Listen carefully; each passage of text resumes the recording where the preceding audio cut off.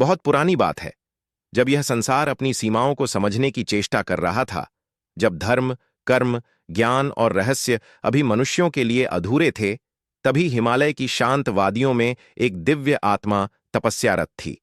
वह थे भगवान वेदव्यास, सत्यवती के पुत्र, पराशर ऋषि के नंदन, जिनकी दृष्टि तीनों कालों को एक साथ देख सकती थी।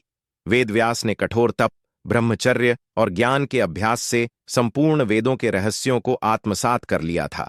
उन्होंने लोक, वेद, धर्म, आयुर्वेद, ज्योतिष, युद्धशास्त्र, स्थापत्य कला, संगीत और जीवन के समस्त पहलुओं को गहराई से समझ लिया था। यह ज्ञान केवल उनके हृदय में ही सीमित न रहे। इस भावना से प्रेरित होकर उन्होंने एक ऐसा महाग्रंथ रचने का निश्चय किया जो युगों युगों तक मनुष्यों का मार्गदर्शन कर सके। वह ग्रंथ था महाभारत, जिसे वेदों का पंचम वेद कहा गया। किंतु जब यह दिव्य ग्रंथ तैयार हुआ तो व्यास जी एक चिंता में डूब गए।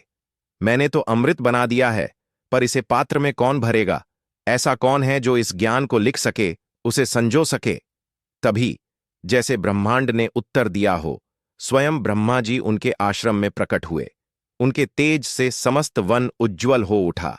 व्यास जी ने हाथ जोड़कर उनका स्वागत किया, अर्षियों के साथ मिलकर आसन दिया और श्रद्धा से उनकी परिक्रमा कर पास में बैठ गए। ब्रह्मा जी ने स्नेहपूर्वक कहा, व्यास, तुम्हारा यह कार्य अवर्णनीय है। इस ग्रंथ में तुमने वेदों का रहस्य, धर्म का सार, जीवन मरण का तत्व और आत्मा का सत्य स्थापित किया है। यह काव्य केवल ग्रंथ नहीं, एक जीवंत दर्शन है।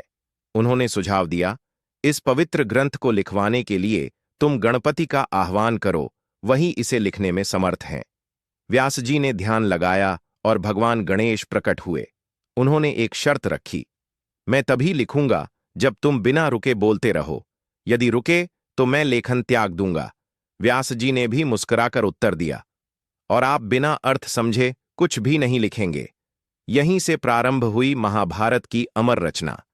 व्यास जी इतने गूढ़ और रहस्यमयी श्लोक बोलते कि गणेश जी को अर्थ सोचने में समय लग जाता, जिससे व्यास जी को अगली पंक्तियां सोचने का अवसर मिलता।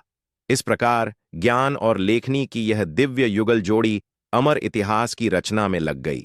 महाभारत केवल युद्ध की गाथा नहीं, यह जीवन का महासागर है। इसमें धर्म, अर्थ, काम और मोक्ष चारों पुरुषार्थों का अद्भुत संतुलन है।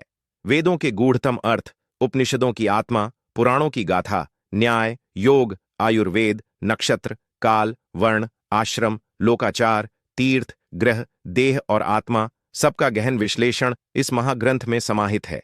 यह केवल ग्रंथ नहीं, एक दर्पण है जो मानव को उसके कर्तव्य, उसके प्रश्न और उसके पथ का बोध कराता है।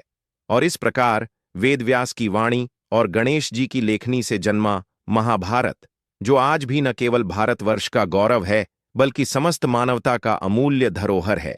सच ही तो है, महाभारत केवल अतीत की नहीं, वर्तमान की भी आवाज है।